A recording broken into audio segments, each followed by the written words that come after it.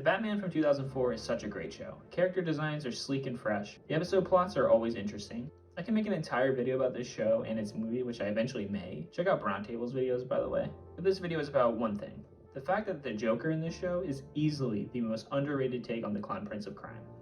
I feel like characters are more successful when they keep the core idea of the character the same and tweak other aspects of the character for a fresh interpretation. When I think of the Ledger Joker, I think of the best performance and just a straight up psychopath. Phoenix is a social outcast, and Leto has some gangster inspirations.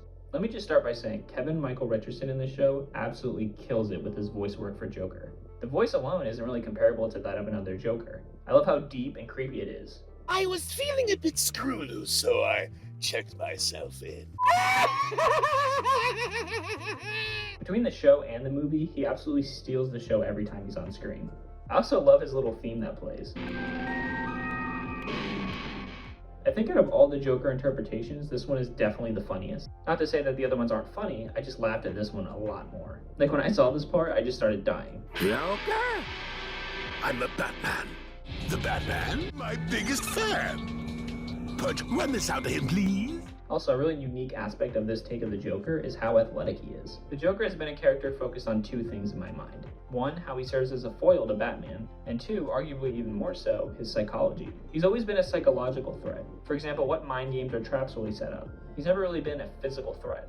So it's super nice to see an interpretation that keeps that same core psychology aspect, but also intertwines it with athleticism. There's also even an episode where Joker takes Bane's venom and becomes this huge hulking threat, so much so that he becomes more brawn than brains. This is also awesome because we get to see the Joker as a threat, but for different reasons throughout the show. I'm not sure if this is a storyline that's like super popular in Batman. I know it was in Arkham, but this show came out first. Regardless, it's just something that's fresh to see.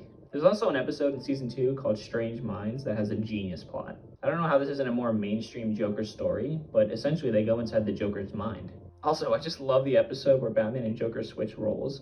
How is this not a more common storyline? It's hilarious and it's interesting to watch. And as I mentioned earlier, this is still a Joker with all the same core values. He uses crazy toys, he torments those close to Batman, he has a crazy sense of humor, and most importantly, he serves as the perfect foil to Batman. One of his most heinous acts includes tormenting Ethan Bennett until he turns into Clayface, something that breaks the great relationship between Ethan and Bruce.